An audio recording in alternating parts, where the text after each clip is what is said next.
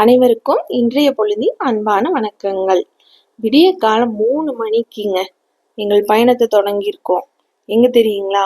புரட்டாசி மாதம் சனிக்கிழமைகளில் மட்டுமே, அதாவது வருடத்தில் 4 அல்லது 5 நாட்கள் மட்டுமே மக்களை தரிசனத்திற்கு அனுமதிக்கப்படும் இடம். அடர்ந்த காடுகளுக்குள் 7 மலைகளை மிக கடினமான பாதைகளை கடந்து தரிசனம். உடுமலை டு மூணார் வழியில் அமைந்திருக்கக்கூடிய ஏழுமலையான் கோவிலுங்க. மாட்டை வண்டியில பூட்டி ஓட்டிட்டு போறத பார்த்தே ரொம்ப நாள் ஆச்சுங்க. உங்களை எவ்வளோ பேர் போயிருக்கீங்க, உங்களுக்கு எவ்வளோ பேருக்கு பிடிக்கும் அப்படிங்கிறத மறக்காம கமெண்ட்ஸ்ல சொல்லுங்க, நானும் தெரிஞ்சுக்கிறேன். கூட்டம் பாருங்க, இந்த டைமுக்கு சரியான கூட்டங்க. எவ்வளோ கார் நிற்குது பாருங்க. இது இல்லாமல் பைக்ல வரவங்க, பஸ்ல வரவங்க வேற இருக்காங்க.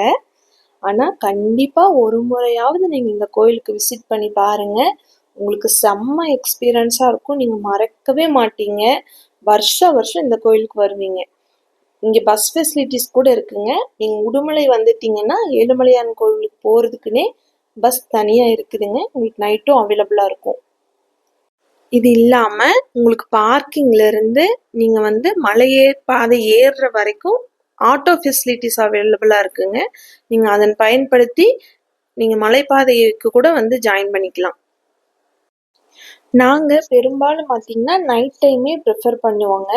ஏன்னா நைட் டைம் திரும்ப இறங்குறதுக்கு ரொம்ப ஈஸியாக இருக்கும். குழந்தைங்களெல்லாம் கூட்டிகிட்டு போகிறவங்க வெயில் நேரத்தில் இறங்கும் போது ரொம்ப கஷ்டமாக இருக்குங்க. இங்கே கடைகள் நிறையா இருந்ததுங்க. கலாக்காலாம் இருந்ததுங்க. அதெல்லாம் பார்த்து ரொம்ப வருஷம் ஆச்சு.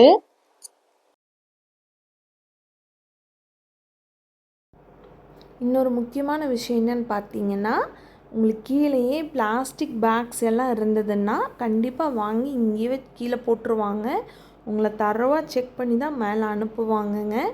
பிளாஸ்டிக் பேக்ஸ் நீங்கள் கீழே அவாய்ட் பண்ணிக்கோங்க. அடுத்து பார்த்தீங்கன்னா பாதைகள் கொஞ்சம் கடினமாக இருக்குங்க. நீங்கள் ஃபஸ்ட் டைம் வர்றீங்கன்னா பார்த்து கவனமாக வாங்க. உங்களுக்கு தேவையான உபகரணங்கள் எடுத்துகிட்டு வந்துக்கோங்க. இது பார்த்திங்கன்னா ஒரு செட் டேமுங்க. நீங்கள் மேலே ஏறி கீழே இறங்குற மாதிரி இருக்கும். பார்த்து கவனமாக இது ஏறி இறங்கணுங்க. அடுத்த நம்மளோட கொஞ்ச தூர பயணம் பார்த்திங்கன்னா மணல் பாதைங்க. இந்த மணல் பாதை நீங்கள் பீச்சில் நடக்கிற எக்ஸ்பீரியன்ஸ் கொடுக்கும் உங்களுக்கு. இங்கே பார்த்திங்கன்னா ஃப்ரெண்ட்ஸோட சொந்தக்காரவங்களோட வந்தவங்கெல்லாம் ரெஸ்ட் எடுத்துகிட்ருக்குறாங்க. இங்கே பக்கத்துலேயே வடை, போண்டா, பஜ்ஜியெல்லாம் வச்சு விற்றுட்ருப்பாங்க. நீங்கள் வேணும்னா வாங்கிக்கலாம். இப்போ ஒரு பியூட்டிஃபுல்லான சன்ரைஸ் பார்க்கலாங்க.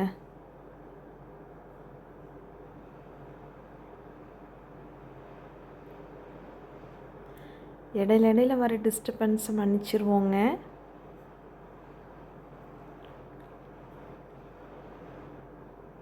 க்ளவுட்ஸ்லாம் எவ்வளோ அழகாக பாருங்க. நல்ல சூரியன் உதிச்சு மேலே வருதுங்க. சூப்பராக இருந்ததுங்க. பின்னாடி மலைக்கு பின்னாடி சூரிய உதயத்தை பார்க்குறதுக்கே அவ்வளோ அழகாக இருந்தது. இது பேர் வியூ பாயிண்ட்டுங்க. இங்கேருந்து பாருங்கள் வியூ எப்படி இருக்குதுன்னு. இப்போ உங்களுக்கு தெரியும்னு நினைக்கிறேன் நம்ம எவ்வளோ அடர்ந்த காட்டுக்குள்ளே வந்திருக்கிறோம் அப்படிங்கிறது. சன்ரைஸ்க்காகவே இவ்வளோ நேரம் நாங்கள் வெயிட் பண்ணணுங்க. அங்கங்கே வழியில் இருக்கக்கூடிய மரங்களில் எதுவுமே உங்களுக்கு தெரிஞ்ச பழம்னு நினச்சி நீங்கள் பறித்து சாப்பிட்றாதீங்க. இது காரப்பழம்னு சொன்னாங்க, ஆனால் கடைசியில் காரப்பழம் இல்லைங்க. அது உங்களுக்கு டைம் ஆக ஆக அதிகப்படியான மக்கள் வந்துகிட்டே இருந்தாங்கங்க. நாங்கள் வழக்கமாக இந்த டைமுக்கு கீழே இறங்க ஆரம்பிச்சிருவோம். இந்த டைம் சன்ரைஸ் பார்க்கணுன்னு வெயிட் பண்ணோம். நாங்கள் இந்த கடையில் நெல்லிக்காய், தர்பூசணி, மாங்காய், அப்புறம் ஒரு வாட்டர் பாட்டில் வாங்கிட்டு கிளம்பிட்டோங்க.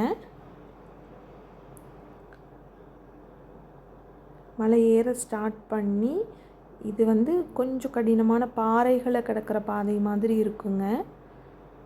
உங்களுக்கு பார்த்திங்கனாவே தெரியும், பாறைகள் தான் இருக்கும்.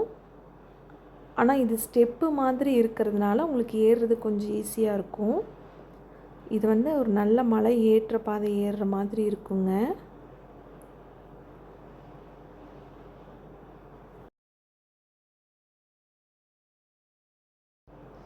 வழியில் கற்கள் இந்த மாதிரி அங்கங்கே அடுக்கி வைக்கப்பட்டிருந்ததை பார்க்க முடிஞ்சுதுங்க. இந்த பாதை கொஞ்சம் கவனமாக போகணுங்க, ஏன்னா வழுக்கி விட்டுரும்.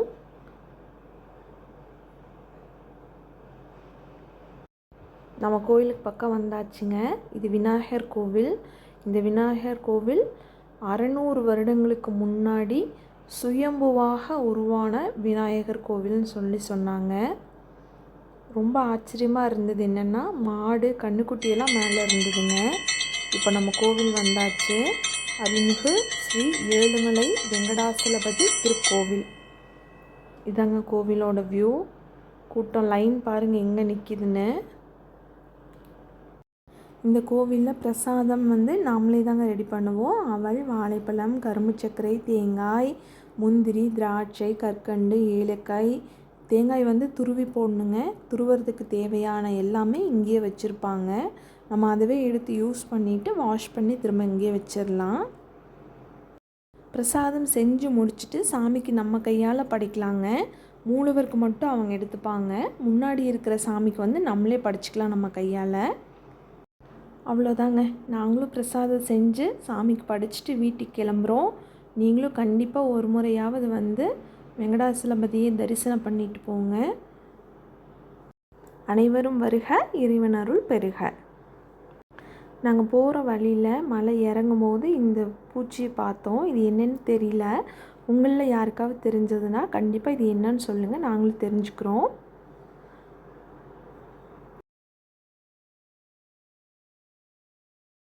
எங்களோட வீடியோக்கள் உங்களுக்கு பிடிச்சிருந்தா மறக்காமல் லைக் பண்ணி ஷேர் பண்ணுங்கள், சப்ஸ்கிரைப் பண்ணுங்கள். நன்றி.